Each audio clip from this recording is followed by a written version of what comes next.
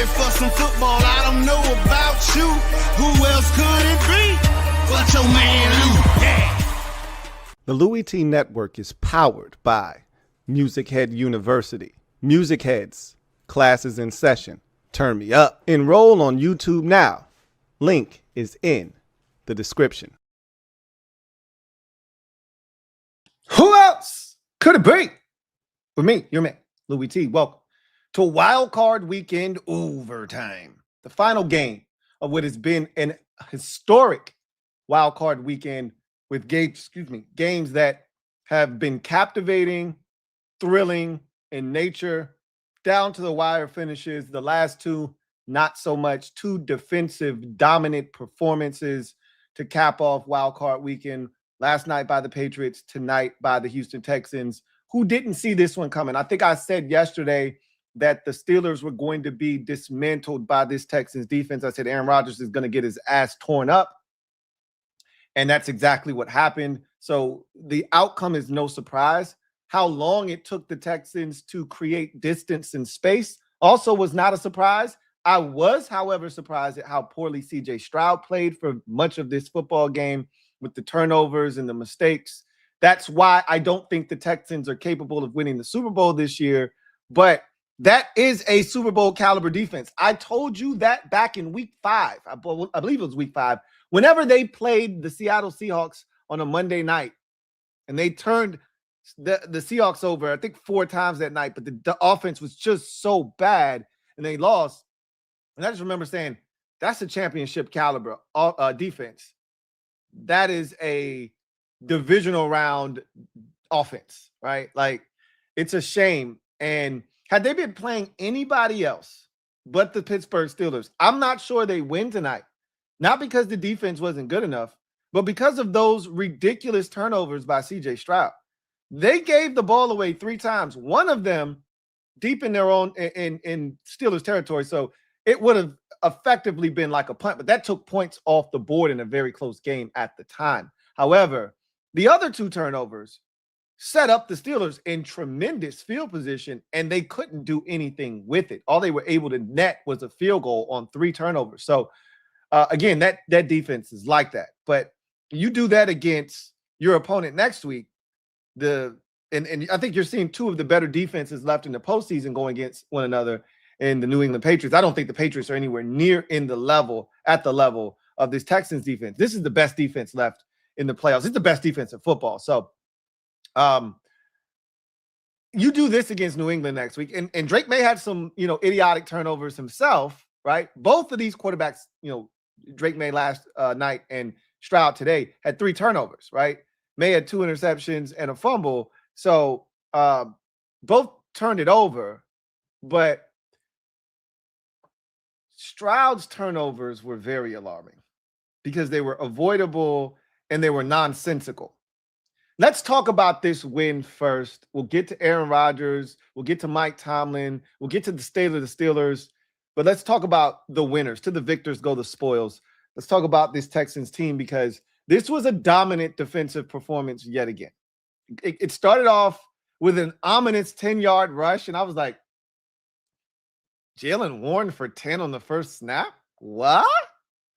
Okay, they quickly shut that shit down, and that was the last 10-yard Jalen Warren run we saw of the night. Late in the game when the thing was basically decided, Kenneth Gainwell got about a 14-yard run, but they shut the faucet off on the ground, and they forced Aaron Rodgers to have to beat him. They kept them in 3rd and longs. At one point in the game, the Steelers were 0 for 6, I believe, at halftime on 3rd downs. Conversely, the Texans were 7 of 9 at halftime on 3rd down. So I think Tomlin had mentioned at his halftime interview that we have to be better on 3rd downs on both sides of the ball. They weren't converting on offense, and they weren't getting stops defensively on 3rd downs. And that really was one of the downs that, killed the Steelers in this game. But it's the Texans defense, right? Like that group, I've said this as many times as possible, that they don't have a weakness on that defense. They had a rookie go out, Jalen Reed, on the first possession of the game. They were so excited to get him back. Okay, next man up. No worries. We're still good.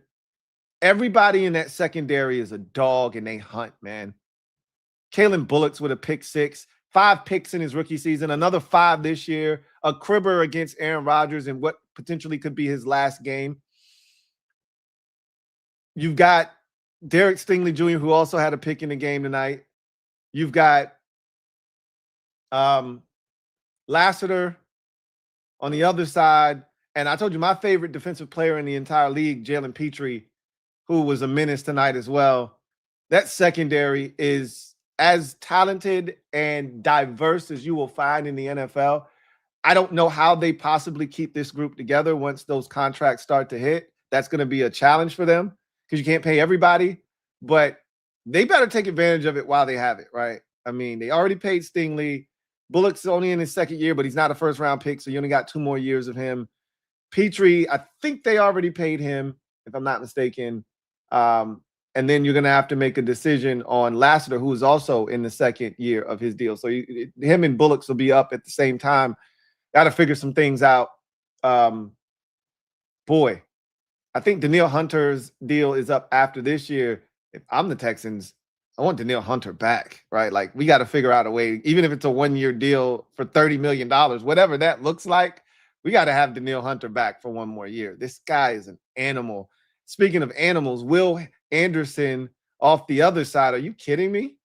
Those 2 guys are menaces. Then you add in Sheldon Rankins, who absolutely bulldozed Fatanu on that one play where Rodgers fumbled the ball and he picked it up and ran for a touchdown. Tommy Togiai is a menace against the run. They just come at you in waves. Like, this Texans defense is stupid. Azeez Al-Shire. Remember, us Commanders fans wanted him in free agency when he was first leaving San Francisco. We got excited. He went to Tennessee, and I was like, I don't care. After that, I think he was there for 1 or 2 years. Go get him. He had the whole situation where he was headhunting. He had gotten suspended. He was labeled as a dirty player. I was like, I don't care. Go get him. And I thought that there would be a chance that we could go get him when he was a free agent again because of the Adam Peters connection last year. And he went to, realign with his guy, DeMeco Ryans, which made a ton of sense. He was with him in San Francisco. So he's ridiculous. And they're just so good, man. They're, like I said, there isn't a weakness. They come at you in waves. Everyone serves a purpose. Man, I love watching them play football. It's a joy and a pleasure to watch the Texans defense. Every 4-man rush is an adventure that feels like a blitz. It feels like they're running a 6 or 7-man pressure and they're just bringing 4. There's like no way out. There's no backdoor exit. There's no, way for you to escape up the A gap. You're trapped. There's nowhere to go. And it feels like there are multiple Texans coming from different angles. And it's just 4 guys. Every time. They don't blitz. It's amazing. It's incredible. What a concept. What a novel concept to be able to rush 4, play coverage with 7, and not to mention you've got arguably the best secondary in football, and you can just rush 4 and let those guys cook on the back end. Must be nice. The corners play like linebackers. They don't drop anything in the secondary. They're ball hawks. They're always attacking the football. Dream. Dream, dream, dream. That's what every fan of a team that lacks defense looks at the Texas defense and does. They dream. One day, maybe. One day. It'll never happen. Keep dreaming. But the reason that this superstar dominant defense won't hoist the Lombardi, won't even make it to the AFC Championship, more likely than not now. This defense is good enough to take down Drake May. Don't mistake that this Texans team isn't good enough to get to the AFC Championship. They're good enough to take down Drake May. And we saw Drake May turn it over against a Chargers team that, compared to this Texans defense, is very sterile. So if you had 3 turnovers last week against a Chargers defense that's okay compared to this Texans defense. But it's not the ferocious animal that this group is. Drake May could be in some trouble next week. But the reason why I'm not confident is because on the opposite side of the ball, you're going to be without your star receiver, Nico Collins. He's the equivalent of, what is the receiver for the Saints from Ohio State? Chris Olave. He's the equivalent of Chris Olave in the AFC. This is Nico Collins' third or fourth concussion. This is his second one, I believe, this year. This is probably his third or fourth one in the last 2 seasons. I thought he was gone after the first one. When the very first throw to Nico Collins, I said, and he killed every ticket I had tonight. Every single one. I had about 90 tickets because I felt confident tonight I was going to hit something.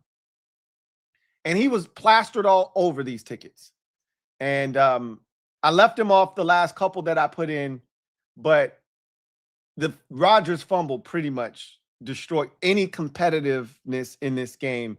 And I knew I was cooked at that point. I was done. But Nico Collins basically ended. And I thought he was done after the first play of the game when he went down and he was slow to get up. I said, there go that Nico Collins shit. This is why they had you in bubble wrap in week 18, gave you the day off, because every time you're on the field, it feels like you're bound to get hurt. Whether it's your hamstring or it's your head, something's going to get injured. And he hit a Michael Irvin on the last one. CJ Stroud, I should have been able to get the yards I needed for Nico Collins right before halftime. He's wide ass open, not a Steeler in sight. And CJ Stroud, who I thought he was mediocre as hell tonight. The numbers will say something else. Thank God for Christian Kirk for him, because at least 3 of those Christian Kirk catches that he made were acrobatic spinning catches that he made a lot harder than they needed to be. Jalen Higgins went and climbed the ladder for him one time for a catch over the middle of the field that he was trying to, send him to the hospital as well. Stroud was getting dudes lit up. He was turning the ball over. He was missing receivers. Stroud was ordinary people tonight.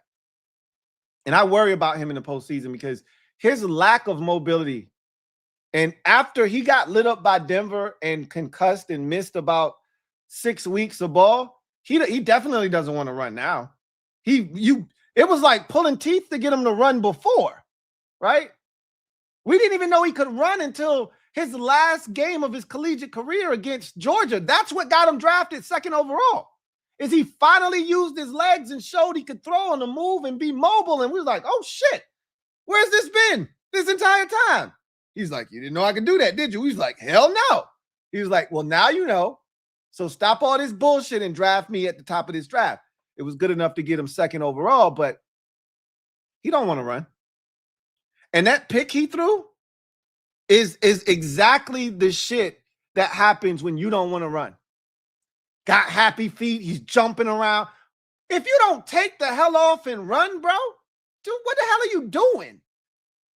That was as panicky a throw under no duress because he had already avoided the pressure, which was coming around him. He had already stepped up, somehow worked his way up the A-gap, and there was a 5-yard gain slide. And again, when you've already run and slid and got your block knocked off and your head bounced back and you were out for over a month, you think differently. You think twice about taking off and sliding now because they told you if you just slide, you'll be safe.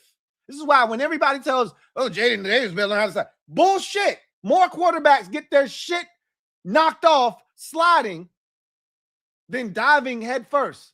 I've seen way more guys get injured and hurt sliding feet first, and then somebody coming, hitting their ass, and they head snap back, bow, and hit the damn turf. I've seen more dudes get their shit knocked off doing that.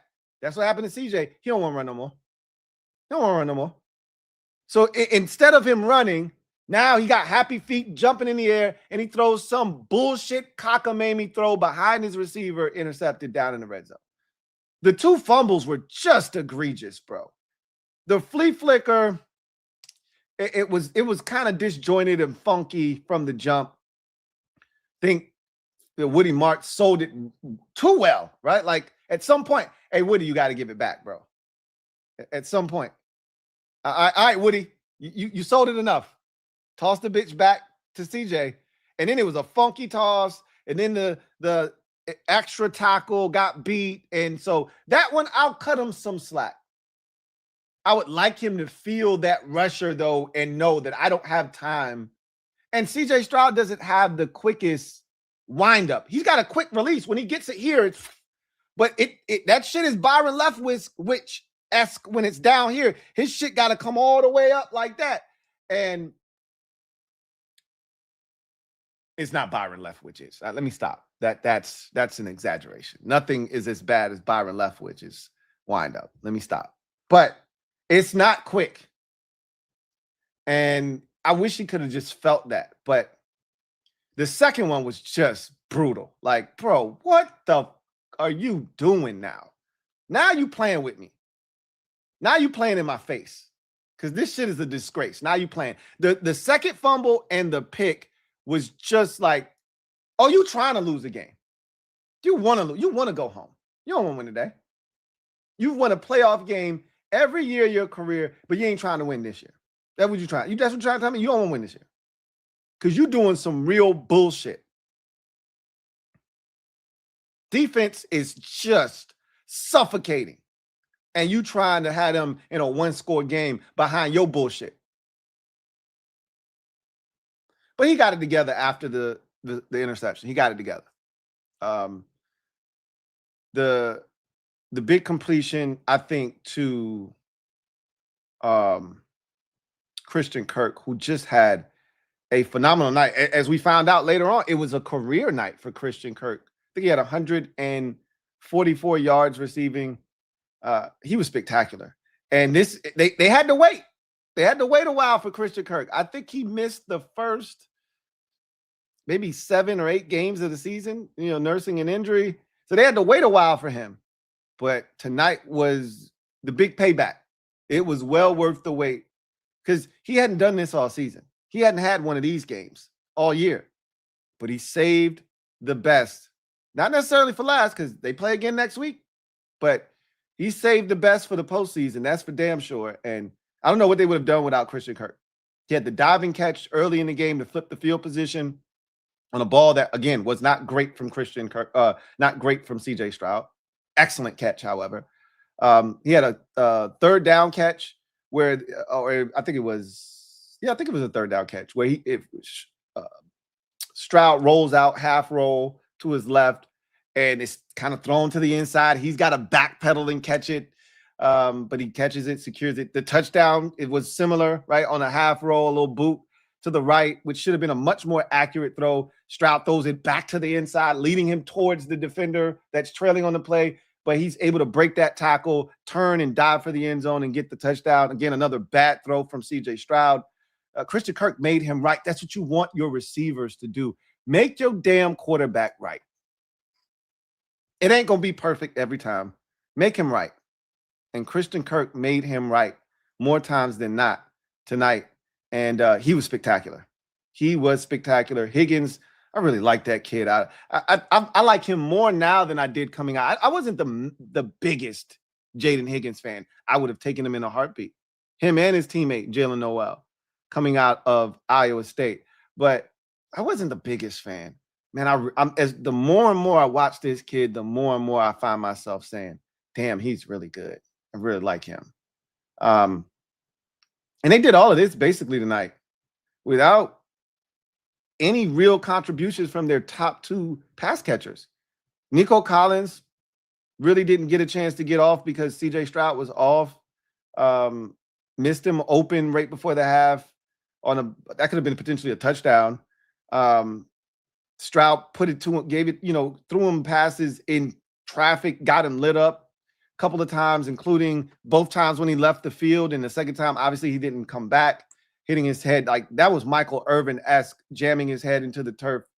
Glad that it wasn't a neck injury like Irvin's was, but Nico Collins, like I said, who's already had a ton of concussions, he's not playing next week. I'm not sure he would be able to play until they would have to make it, I believe, to the Super Bowl for him to come back, because he's had concussion issues in the past, and he hit his head hard on the ground, and it was like directly on the ground. And you know that turf is it's hard as a brick, so cold outside. It has no give. They won't have him next week. So you basically did it without him and Dalton Schultz, who was a non-participant in the pass game today. That was by design because C.J. Stroud just really didn't go to him. But what offset the lack of dynamic pass game outside of Christian Kirk was the run game. And Woody Marks had over 100 yards, huge game for the rookie. Then you turn around and hand it to Nick Chubb as well. He had himself a solid ball game. I think he might have contributed damn near 40 yards on top of the 100 and probably 15 to 20 Woody Marks chipped in. And you got yourself a wheel of a ground game if you're the Texans against the Steelers defense, which I thought they could run the ball. Excuse me. I didn't think they would run it that successfully. So if they can do that against New England next week, and it's going to be a much tougher challenge next week on the road at New England to run the football. But if they can run the football, they're going to have a shot in that game. Again, C.J. Stroud's got to behave himself, man. He's got to be on his best behavior. This shit tonight, and look, their defense is capable of forcing, I'm talking about the Texans defense, Drake May to do exactly what he did in the game on Sunday, which is turn it over 3 times. You got to behave yourself, man. You can't allow that Patriots defense to affect the game the way that the Steelers defense did tonight. You have to behave yourself, CJ. You have to play better. This is your shot, bro. You got a shot. You will never, I guarantee you, you will never play on a defense this elite again, bro. I promise you. You will never have a better chance to win a Super Bowl than you do this year. Please don't F this up. I promise you, you will never have a more stifling, suffocating, disruptive, playmaking defense again in your life, because Danielle Hunter isn't getting any younger. And if I'm not mistaken, he signed a 2-year deal. Again, you could bring him back next year, but he might not be the Danielle Hunter he was this year because he's getting older, still aging like fine wine, but still. He had a vicious spin move. He was just destroying the right tackle tonight, just doing whatever he wanted. He was toying with him, man. God, Danielle Hunter's so good. Anyway, this is a dominant performance outside of the turnovers. They did what they wanted to do.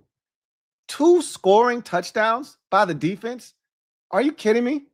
I mean, 1 touchdown enough would have outscored the Steelers by themselves. The Texans defense outscored the Steelers' entire offense with the first scoop and score, let alone a second pick 6 by Kalen Bullock's. Texans defense outscored the Steelers 14-6, or 13 because there was a missed extra point there. 13-6 in this game. Wowzers. This group is it's elite. They're legit. I've seen defenses like this carry a team to the chip. I've seen it before. 2015 Denver Broncos. I've seen it done. It can be done. But you got to move out of the way and let them do it. And if C.J. Stroud is doing the shit he did tonight, it won't happen. It won't happen. You go to the Steelers side of things, and man, we got a lot to talk about. We got a lot to discuss here. So this game went exactly I really don't have a lot to say about the game itself, because this is who the Steelers are. This is who they've been, which is why I knew this game was going to be non-competitive. In the playoffs, style make fights, right? Styles make fights. And this was the worst opponent they could pick in this game. Worst opponent. Anybody but Houston, and the Steelers would have had a shot. They would have had a shot against New England. And hell, they beat them in the regular season. It took 4 Drake May turnovers, but they would have had a shot. Anybody but Houston. They would have definitely had a chance against the Chargers. They'd have had a shot against the Bills. Anybody but them. So I knew they had no shot at winning this game. You got no chance. That's what you got. So I said that immediately after I said, you're wasting a playoff spot. The Ravens would have been a much better opponent tonight. It would have been a much more compelling game. But all they did was delay what I felt like was the inevitable, which is Tomlin getting fired and Rodgers retiring. They delayed it by a week. And, you know, it's like fitting. It's symmetry. Because, okay, let's talk about the game. I won't do them that way. Let's just briefly talk about the game. So DK sold you with the drop early on. And it felt like after that, it felt like the Steelers actually had offensive rhythm early. They got it to DK a couple of times early. He had some good run after catch. They were running the football effectively at that point of the game very early on. Seemed like Rodgers was in a rhythm, and they had a great game plan, which is what you do to teams like Houston with a tremendous pass rush. Balls got to come out quick. And it was. Then DK had to drop, and it felt like all the momentum, all the wind just came out of their sails. And from that point on, it felt like they couldn't do anything. They stopped getting DK the football, or at least attempting to get him the ball. And I thought that they would use the backs a little bit more as far as pass catching wise. And we didn't see that tonight. I thought Rodgers was holding on to the ball too damn long. They had an opportunity on a deep ball. That's the one Rodgers fumbled. The first time they recovered that one, but it was knocked out of his hands by Danielle Hunter on that play. You don't have time against this Texans defense. Rodgers missed, and he was on the sidelines bitching maybe about the route. He missed Roman Wilson on that play. I think it was Roman Wilson. It might have been the other small, fast receiver. Either way, it wasn't Roman Wilson. It was the other fast, smaller receiver. He missed him on the deep ball. And so they were out of sorts after the DK drop. And that felt like they never really regained any momentum after that. And then defensively, they gave you everything they could. They forced 3 turnovers. They got stops. This was a 7-6 ball game for the longest. And then it was 10-6. Even with all the bullshit, even without all the 3 and outs, the lack of consistency from the Steelers offense, it was still 10-6. They were right there because of this defense. And the offense just pissed it away. Fumble, scoop and score, pick 6. And eventually the defense is gonna let go of the rope. You keep going 3 and out, you're not sustaining offense, you're not giving them anything. Eventually they're going to wear down. Body blow, body blow. Eventually they're gonna take a knee. And they might not get up at the 8 count. And they didn't on that final drive to put it away with the Woody Marks touchdown run to make it 24. And then Rodgers threw the pick 6, and that was all she wrote. So their inability to convert on third downs and get stops on third downs was really their undoing. And then you couple in that they didn't stop the run nearly enough tonight. That was their undoing. And then they couldn't cover Christian Kirk for whatever reason. So let's get to the main topics with this Steelers team. Start with Mike Tomlin. I thought he was fired if they had lost to Pittsburgh, to Baltimore to finish up the season. He escaped. I've been saying all week that if Buffalo lost, I thought Sean McDermott might have been on the hook. They won. I think McDermott's cool. I think they needed to lose in Wildcard Weekend for McDermott's seat to be extremely hot, because that would be disappointing. You go on the road and you lose to Buffalo to Denver next week.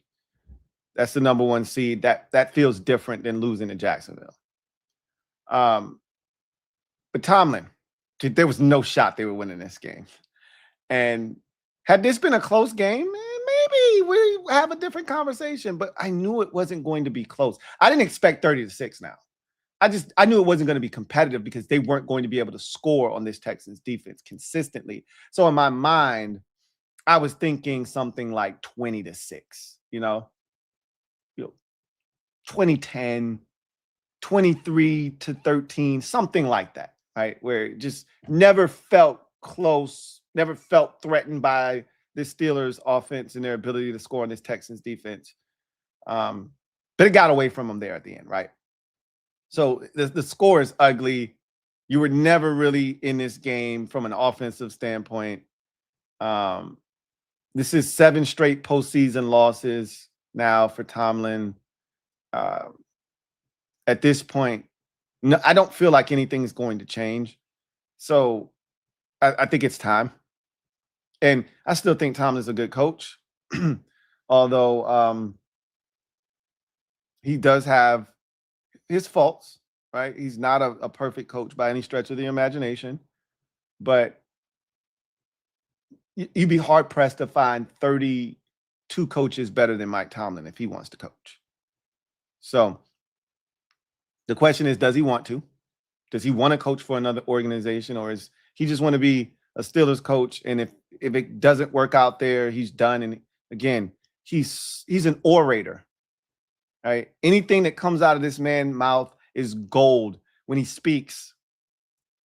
So if he wants a job, he will have any job, 7 figures, soon as he's done, waiting on him. So he's really got choices if he doesn't want to roam the sidelines for another team. If he wants to continue to coach, but the Steelers don't want him and he doesn't want to coach for another franchise,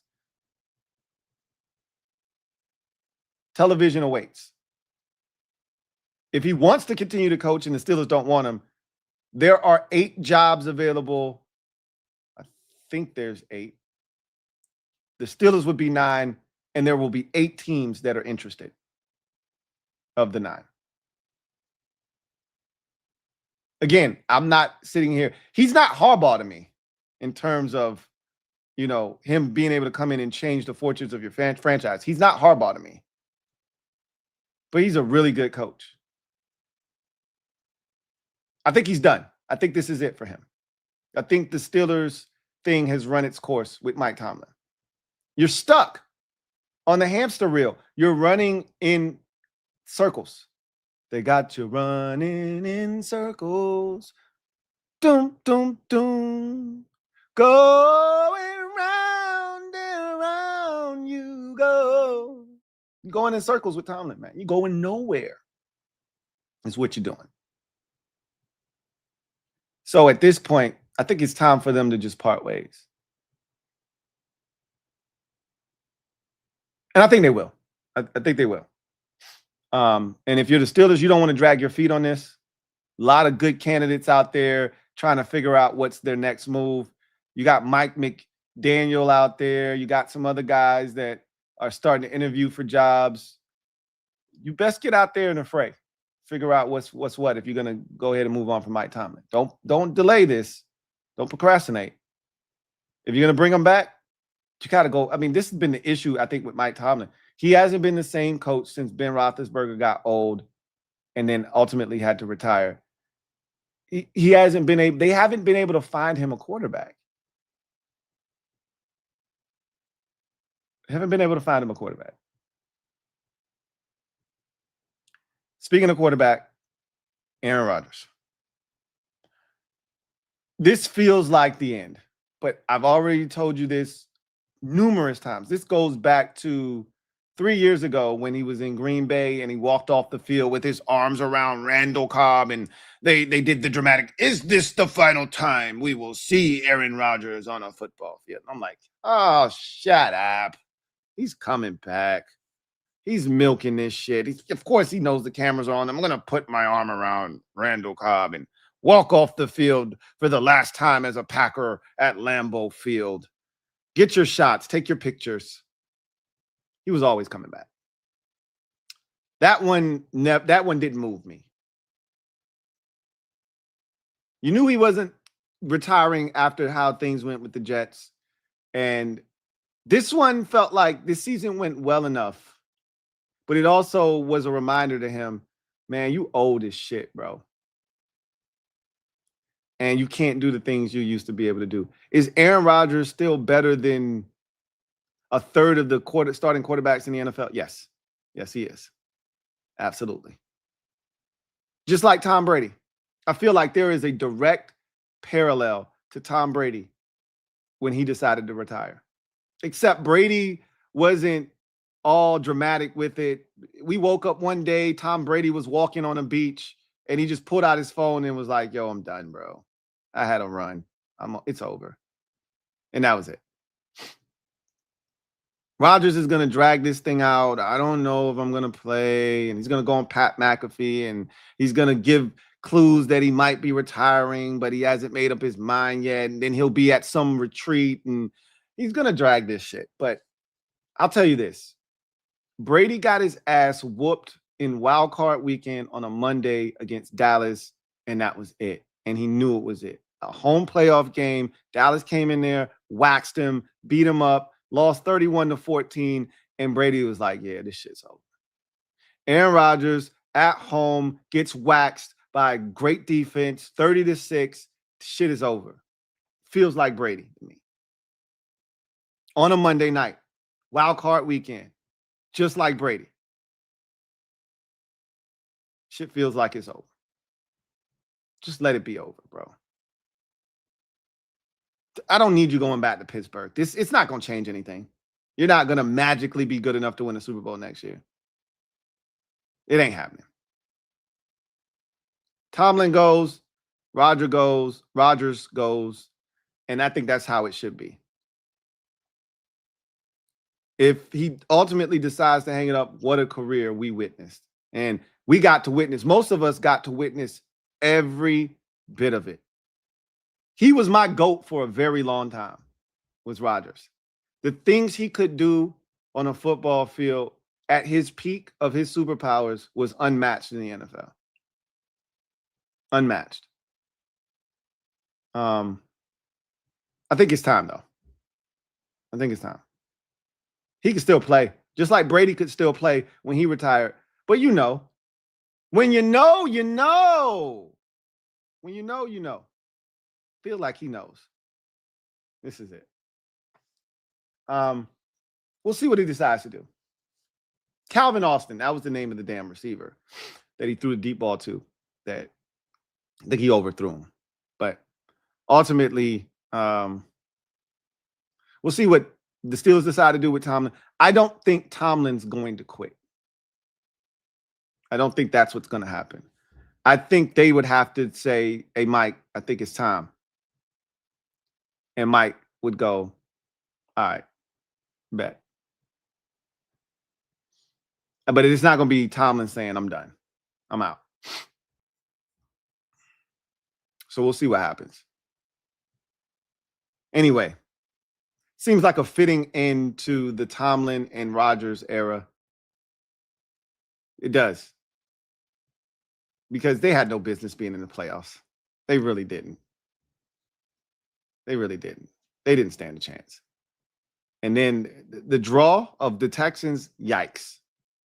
Couldn't have gotten a worse draw if you tried. Anyway, I digress. Let's go ahead and get to our sponsor real quick. Come back on the other side. Get to your comments, and then we will get out of here. Sleeper. Sleeper is the best way to experience and connect over sports together. It's a one-stop shop for all your sports needs. You can celebrate and chat on games in real time with other users, get the fastest scores, blazing fast news and alerts right at your fingertips, play in fantasy leagues, and win real money on pick contests. So enjoy sports the way they were meant to, together. Download the #1 sports app today. Predict the hottest football stats like passing yards, receiving yards, touchdowns, interceptions, and much more to cash in on your daily fantasy football skills. Use promo code LTN, and Sleeper will match your first deposit up to $100. Terms and conditions apply. See Sleeper's terms of use for details. Currently operational in over 25 states. Check out Sleeper today. Sleeper. All right. So shout out to Sleeper for sponsoring this stream. If you haven't already done so, What are you waiting on? Download the Sleeper app. Become a member of the Sleeper family. Use my promo code LTN to get you a 100% match on your first deposit up to $100 when you use the promo code LTN. All right, let's get to the comment section and see what you guys have to say. Steelers eliminated. And they also gave us the times and dates. We already knew the dates, but the times for the games, we'll go over that here in a bit. I don't know the networks. I don't remember them telling us the networks. I'm pretty sure they did. I wasn't paying attention. I was just locked into when these games were going to take place. So we'll either I'll fetch it for you or I'll just give you the time and dates and we can come back and talk about, you know, what networks these games will be on at a later date and time. Because I know all the times now. John Perez, thank you for the super chat. Greatly appreciate you. Thank you for being a member of the MOBB. My guy, JP, writes, Tomlin might officially be Dunsky in Pittsburgh. It feels like it. I'll be honest with you. This feels like the end of the line for Mike Tomlin. You know, you get bludgeoned to death at home, kind of beat in Steeler fashion, right? They got run on. The defense was the catalyst. The Texans created turnovers, harassed the shit out of Aaron Rodgers. This was a Blitzburgh type of beatdown in Pittsburgh, except the Texans didn't blitz. But those 4-man rushes, like I said earlier, felt like blitzes, right? They got the ball rammed down their throat on the ground, and you know, ultimately 2 turnovers forced by the 2 touchdowns created by the Texans defense. That's Steeler type shit. So it would be ironic, right? It's the irony that exists there that his final game came against the Texans, getting beat in the fashion that he did. But it feels like it's the end of the rope for him in Pittsburgh, or at least it should be. Swaggy P, thank you for the super chat. Greatly appreciate you. Thank you for being a member of the MOBB. Swaggy P writes, the Steelers just take up a playoff spot and get belt to ass every time. Ravens would have made this a game. CJ got bailed out by that ferocious Texas defense tonight. Absolutely he did. Absolutely he did. And I couldn't agree with you more. The Steelers simply just take up a playoff spot every single year. Every year they do this. And I've talked to Steelers fans over the years that are like, they've wanted Tomlin gone for the last 4 or 5 years. Get Tomlin the hell out of here. We're never going to win anything of substance. We can't even win a playoff game. And they know what's coming, right? They'll battle in that division. They'll win the division, or they'll get in as a wild card, and they're going to get mopped. Choose your favorite veteran quarterback to insert into their lineup, whether it's Russell Wilson or it's Aaron Rodgers. Choose your quarterback of your choice. You know, choose Mason Rudolph, whoever. They'll get to the playoffs, and they're going to get smacked in the first round. It'll be the game that you don't remember from the first round of the playoffs, from Wildcard Weekend. It's always the game you don't remember. When they lost to the Steelers or to the Ravens with Russell Wilson, what was that? 2 years ago, I believe it was. Maybe it was last year. I think it was last year when they lost to the Ravens on a Saturday. The year before that, it was, I think, the Bills. I think they lost to the Bills. Oh, yeah. Then another year, I think it was the Chiefs.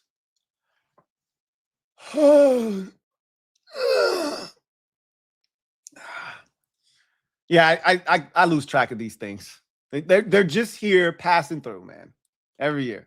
They take up a spot. Like you said, Ravens, and that's what I wanted. I was so distraught when the Ravens kicker Tyler Luke missed that field goal.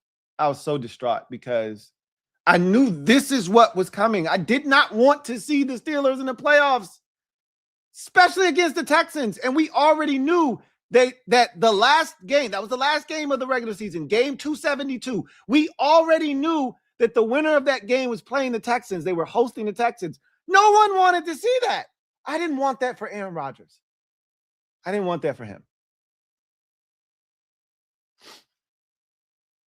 CJ Stroud was absolutely bailed out by his defense tonight. He plays like that again next week. I don't think they're going to win. I don't think they're going to win. John Perez, thank you for the super chat. Greatly appreciate you. Double up. Thank you for doubling up. My guy JP writes, I like Stroud, but man, he has to be better. Way better. Now, he made some good throws. He did some good things tonight. Don't get me wrong. I don't want to make it seem like it was all bad. He threw for 250 yards.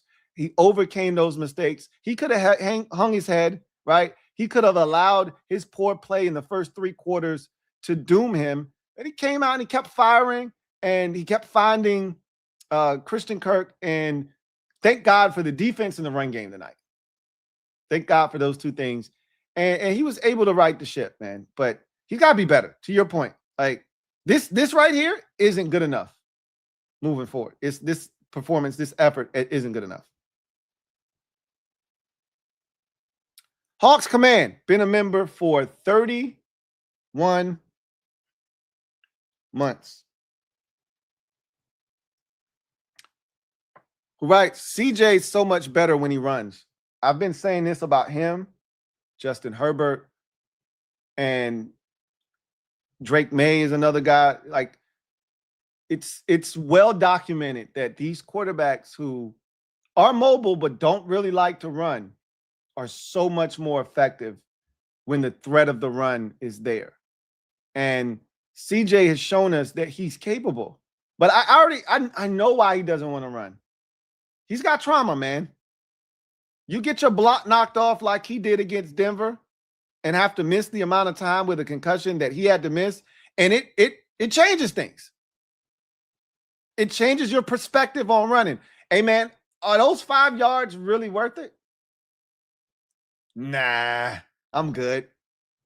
I'll take this sack. I'll try and throw it, even though I'm about to get hit from both sides and fumble. But I'm not taking off and running. He's going to have to run at some point. Like, this game necessitates at the quarterback position that at some point you're going to have to use your legs. So he's going to have to run at some point. But he's so much better, to your point, when he runs. He doesn't want to, though. It's like pulling teeth at this point. He doesn't want to run. Hawks Command, thank you for the super chat. Greatly appreciate you. Thank you for being a member of the MOBB. Hawks Command writes, so much speed on Texas defense. Talk about it, man. Jeez Louise. That defense is so ferocious. It flies around. It's so violent. There's speed everywhere. Speed everywhere on that defense. Again, when they rush 4, it feels like 6 or 7. It looks like it's a 6-man pressure. It's just 4 guys. They rally to the football. First guy misses the tackle, slows you down. The next 2 guys come and mop you, bro. Mop you up. Normally, the first guy gets you on the ground. And don't get me started on their corners. Both of them tackled, especially Lassiter. You know how I feel about Jalen Petrie. DK didn't even want to block him. DK ain't even want to block him. Duncan Wright, thank you for the super chat. Greatly appreciate you. Duncan writes, Lou, why you still podcasting? Your team is done, finished, now to go on vacation. You ain't on the flight? I thought you was already on the flight to Cancun. You're not going again? A space on the couch to watch these playoff games. Clearly, your team isn't playing anymore. We one and the same. You don't want to sit on the couch? You good? You sure? I got plenty of space. You let me know. I even have adult beverages. I know how much you like those. No, I know how much you love those. I have adult beverages as well. Man, you come on over and watch the game, bro. Steez, thank you for the super chat. Greatly appreciate you. Steez writes, pack your bags and go, go, go, go, go, go. Pack your things and go, go, go, go, go, go. Pack your things and go, go, go, go, go. That's what the Steelers can do. Pack your things and go. Take Tomlin and Aaron Rodgers with you too. That's how it feels like it should go. We'll see if that's the way that it does go. Hawks Command, Thank you for the super chat. Greatly appreciate you. Hawks Command. Double up. Thank you for doubling up. Who writes, end of an era in the National Football League. Not for long. It definitely feels like the end of an era. 2 times over. One with Rodgers and the other with Tomlin. Like, we'll never see that again. The run that Tomlin had is historic. You'll never see a coach, 17 straight years or whatever the number is now for Tomlin of consecutive seasons with a winning record. You'll never see that again. No one will ever do that again. This league is too volatile. He's had to do it with different quarterbacks. What was the name of that one guy? Oh, I used to know his name. Jesus. Oh, my God. Oh, I can't think of his name. It was crazy. I wouldn't call him Hunter or Rocky, or I can't remember his name.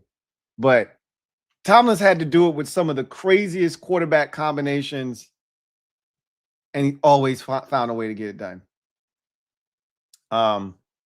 You can't do it for that long. The longevity, and to your point, not for long. This league is so tough. It's hard to win week in, week out, year in, year out, and then to have all of these different quarterbacks under center for you and to still find a way to win. It's a testament to what he has been. But it feels like it's over. Same for Aaron Rodgers. Dougalicious. Been a member for 6 months. Really, truly appreciate you. Who writes, Lassiter having 90-plus tackles as a DB is insane. Bro, I can't begin. When I saw that graphic, it shouldn't have surprised me because of the mindset that he plays with, his demeanor, his play style. Like, he was talking to somebody. I don't remember who he was talking to. And they asked him a question to the effect of, if your team were getting off the bus and you wanted the first person off the bus to reflect the type of animal, the dogs that you are getting off that bus, who would be the person to get off the bus first? Easy choice would be like a guy like Danielle Hunter. Danielle Hunter looks like Hercules getting off the bus. 6'5", ripped, shredded, looks carved out of stone, bro. Not an ounce of body fat on that man. That's the easy, low-hanging fruit answer. He was like, if you're talking about a dog, shit, I'll tell you, it's me. He's not wrong. He's not lying. Troy Aikman said he is the best tackling corner I think I've ever seen in my life. That's what Troy Aikman said tonight. He's not wrong. That is probably accurate. He plays the game like a linebacker, hits like a safety, but is in the body of a corner. Ball hawk skills like a receiver. He's different, man. I saw 91 tackles. He probably added another 5 or 6 tonight. That's insane, like you said, for DB. Let alone a corner at that. You might see a safety with 90 tackles, not a corner. That means that's a willingness and a want to. I always talk about tackling, though. I've said this a million times. Tackling in the NFL is like rebounding in the NBA. It's not about can you, it's about do you want to. Corners can tackle. They don't want to. They let guys block them, or they play pity-pat on the outside because the linebackers and the defensive linemen will handle it. If he gets out here, I'll do my job. No. Lassiter is looking for the smoke, bro. He wants it. It's different. Steve Willie, thank you for the super chat. Greatly appreciate you. Steve Willie writes, A.J. Brown and DK Metcalf, alligator arm catching hurts their team's postseason. Well, DK didn't have an alligator arm catch. He just dropped the ball. It's funny though. You bring them up. Those are 2 former Ole Miss teammates. 2 former Ole Miss teammates. It's amazing sometimes when you look back at some of these college rosters and guys and what they turn into in the league, and you say, "Damn, how they didn't win more," right? They also had another receiver on their team that was pretty damn good. I don't remember who he was, but he was pretty solid. He made it to the league he had a cup of tea in the league too. They were loaded at Ole Miss when they were there. AJ Brown definitely dropped the ball. And again, I don't think AJ's was alligator arming. He just didn't catch the ball. Balls that were extended away from their frames. Both of their drops looked eerily similar. Balls extended away from their frame could have been easier catches, but they needed to be caught. Ball hit both of their hands. It's a routine catch for both of these guys that they've made a million times. They just didn't catch it. They didn't catch it. They definitely both hurt their team, for sure. DK, it felt like DK's drop, though. The Steelers never recovered from that. The Eagles went down the field after AJ's final drop and got all the way into the red zone and had a shot. It felt like the Steelers never really recovered from DK's drop ever, and his drop was like in the second quarter. Anyhow, I digress. That was the last super chat, so that's going to do it for me, your man Louie T. Man, wildcard weekend. What a weekend it was. Didn't end with the luster that we wanted, but we kind of knew, right? Kind of knew that this game was kind of going to go the way that it did. I didn't expect the Texans to score 30. I don't think the Texans expected themselves to score 30. But you score 2 touchdowns on defense, and it'll do that for you. So Texans dominate this game 30-6. Move on to the divisional round. Let's talk about these games now. So we've got 1-6 on Saturday in both conferences. And I told you yesterday that we were going to have the 2 versus the 6 in both conferences, because I said the Texans are going to destroy Aaron Rodgers. That's what they did. So they kind of kept the games right where they were on the graphic. You had Bills heading to Denver as the first game up on the graphic, 1-6. That's going to be your 4:30 game on Saturday. Then you have the NFC 1-6 matchup. 49ers heading to San Francisco. 49ers heading to Seattle, to take on the Seahawks in the 1-6 game in the NFC as the nightcap at 8:15 or 8:30. On the Sunday side, 3 o'clock, you get the AFC 2-6 matchup, New England Patriots hosting these Houston Texans. And then, of course, you knew they were going to save the Bears, Stafford, and company. It's a star-studded affair. They're going to save that for the nightcap or the evening 6:45 kick on Sunday afternoon. So 6:30, 6:45, somewhere in that neighborhood. So that'll be your Sunday contest to wrap up the divisional round of the postseason.